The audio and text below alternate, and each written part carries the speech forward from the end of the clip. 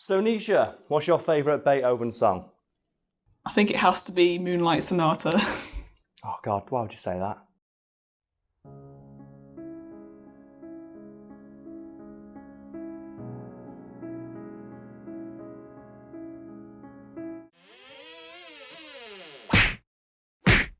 For some people, giving a fuck is a talent they develop naturally over time, and for others, it's something that they never really learn to do for one reason or another.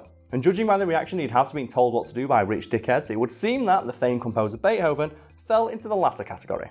So yeah, I'm assuming everybody has heard of Beethoven. Yeah, everybody watching this video will be familiar with Beethoven in some I was going to say in some way, shape or form, but that all combined for the words like shem there. But yes, everybody watching this at home, hopefully, will at the very least be aware of who Beethoven was, even if they can't specifically say anything about him. They'll just know that, oh yeah, he's that dude who composed classical music and he's well regarded as one of the finest musicians/composers to have ever lived, which stands in stark contrast to his reputation at the time, because contrary to the reverence Beethoven's name is treated with today, due to the fact he was a musician, Beethoven wasn't really appreciated in his time. Okay, so what do you mean when you say that? What I mean is that around the time Beethoven was alive and composing music, nobility didn't really think much of musicians, and they were seen as being around the same level as servants, and most nobility treated musicians, even ones as talented and well known as Beethoven, as little more than furniture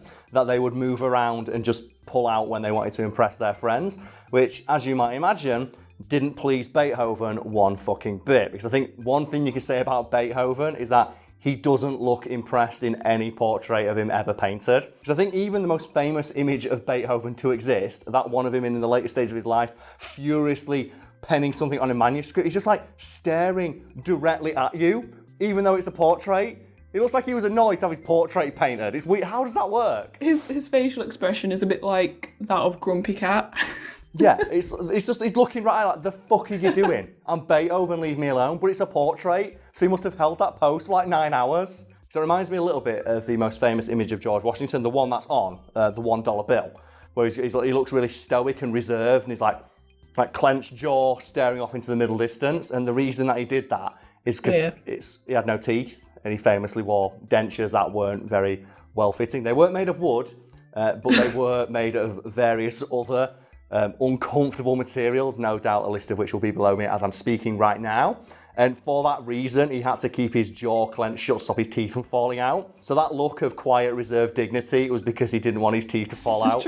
He's trying to hold his teeth in. So that's the man who founded America. And it's like, nah, his teeth were falling out his head. And on the other end of the spectrum, you have that very famous image of Einstein sticking his tongue out. Yeah. Which is probably one of the most famous images of him to exist. And a lot of people think it's fake or photoshopped, or it's like some kind of manipulation. Like, no, that's a real photo taken, I believe, at Einstein's birthday party. And the story behind that goes that Einstein had been posing for photos all day and was really, really annoyed. And the photographer who took that photo said, "Mr. Einstein, one more photo," and he turned around and stuck his tongue out. And they captured the image, and apparently it was Einstein's favourite photo of himself, and he had like 50 copies made for his friends, and they're the ones that he'd sign and hand out. It's like, oh, I love that. But this super serious man is like, nah man, this is my favourite photo. It's me with my tongue out like a moron. Love it. Then you got Beethoven, and he just looks so angry. His look just says, fuck you. And I don't understand how a man who looks so perpetually pissed off and angry is the namesake of an adorable, big, lovable dog. Hello, cute choo-choo. Oh, Mama just loves those great big doggy wuggies. Yes. Oh, can we do that, please, though? Whoever edits this one, please edit Beethoven the dog's face onto a portrait of Beethoven the musician, just for my own amusement. Well, I'm gonna guess that Beethoven didn't like being treated like a servant. No, he didn't like it one bit, and there's famous stories about the things he would do just to piss off nobility, because fuck it, what are they going to do? I'm Beethoven, and one of the most famous is that at the time, musicians were expected to sit and eat with the cooks, essentially the staff, the service, and Beethoven's like, no, I'm going to sit at the head table. So there's stories about Beethoven getting his lunch, swaggering over to the table where the king was sat, sitting down and eating his food without talking to anybody and refusing to move. And like, that's a pretty ballsy move, all things considered. Like swaggering over to the table where the king sat, sitting down and eating your food and just refusing to like acknowledge that you've done anything wrong. It's like, oh man, what a baller. That's like that moment in Hollywood movies where they're set in a high school where someone swaggers over and sits on the cool kid table. Oh, yeah. Times 10 because the cool kid can have you executed if they want. But yeah, so we've established he likes to sit with the king and not the servants. Yes, because it's like, fuck you, I do what I want. And something else Beethoven would do is he'd actively refuse to conform to the dress style of the day. And when he heard rumblings that other nobles, they don't like it, Beethoven, that you're not dressing for the occasion. Beethoven, if you want to sit with the king and us nobles, you need to dress the part. And what Beethoven did in response is he would go and find peasants' clothes and wear those instead. And then still sit at the king's table. Which I think just makes it just that little bit more hilarious because he was going out of his way to say fuck you with his clothing and the way he dressed. I love that. And that reminds me of something I did, albeit on a much smaller scale. And it's when I worked at a bar many years ago. Yeah. And our uniform was black shirt, black trousers, black shoes, black socks. And then one day, I just like, fuck it, I ain't got no black socks around the walk. So I was put on like just a random pair of socks with patterns on them. Yeah. And I had one of those bosses. Oh no. Not even a boss, it was a supervisor. So he earned 10p more on his paycheck. But that 10p made him think, I'm the big dick here. Everyone has to listen to me. Yeah. He's like, Karl, you're not wearing black socks. Go home and change them. Now, I'm not fucking going home and changing my socks. I'm working. And then he went and got the manager and brought the manager down because that's what that kind of person does, isn't it, when they're told no. So I'll go get the manager then. Manager comes down. Karl's being cheeky. Karl, what's wrong? I'm not wearing black socks. And the manager just went, who gives a shit? Because I worked in the back room, so I don't care. So from that point on, I went out of my way to wear the most garish, awful socks possible. And after a while thought, I'm just going to wear odd socks so it looks even worse. And while I worked there for my birthdays and Christmas, I'd always ask, well, get me socks, but get me the worst socks you can find. Get me the most bright, awful, fuck ugly socks you can, so I can piss off that person at work. And it annoyed him every day, and it always made me smile. It always put that spring in my step to know that that person was mad about it and there's nothing they could do. So I can appreciate what Beethoven was doing. So I'm guessing this not giving a fuck attitude extended to his musical performances. Yeah, Beethoven really, really did not give a shit even when he was performing, and it's noted that he would only play when he felt like it, even if he'd been specifically paid to perform at an event or function. So if he didn't feel like playing, he wasn't going to play. He'd just go sit and eat something or leave. And he wasn't above telling nobles and even royalty to shut the fuck up if he heard them talking during one of his performances. And again, that took some bloody balls because these people could have had him executed. And he's like, nah, shut up. I'm Beethoven, you're not. No. No. And there are a couple of stories from like when he performed at like big venues where if he heard people talking in the audience, he'd stop the performance dead and yell at them. Because he was obviously yelling at rich people to shut the fuck up. I'm going to guess it didn't go down well with a lot of members of the audience. Not particularly, no. And a lot of nobles and even some minor members of royalty did get annoyed that they were being like cussed out by Beethoven. But he was just so damn talented that he was largely spared from any repercussions because every time someone complained, it's like, well, that's Beethoven. Like every time a noble complained, well, Beethoven told me to shut up, it's like, well, yeah, he's Beethoven. So, but a musician shouldn't be talking to me like that. So, yeah, a musician shouldn't, but that's Beethoven.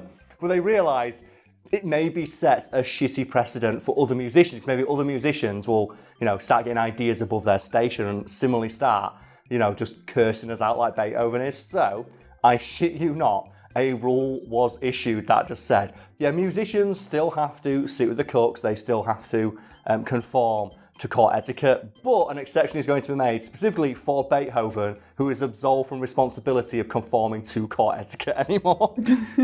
So they just wrote a rule specifically for him to say he doesn't have to listen to us anymore. Not that it would have mattered, because he wasn't going to anyway, but it's nice that they did that for him. But yeah, you go Beethoven, you go. I know he's dead, but I'm guessing he don't give a shit about that either.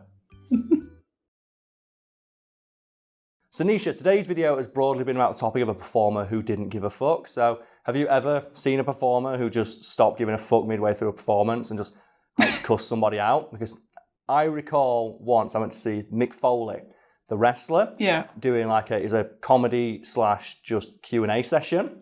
And there was a guy who just kept talking and kept talking and kept talking. And Mr. Foley was very polite, asked him multiple times, "Sir, can you please be quiet? Sir, can you please be quiet?" And after a while, he got really, really mad about it. "Sir, I've been polite. Can you please shut the fuck up?" At which point, for some reason, the guy thought, okay, I'm now going to argue with a professional wrestler with the biggest bouncers I've ever seen. And Mick Foley just said, "Look, sir, clearly you're not enjoying this performance. If you leave, I'll make sure you get your money back. But be warned that when you leave, I can make this very embarrassing for you." At which point the guy's like, "What? No," and kept yelling. Didn't obviously get the hint.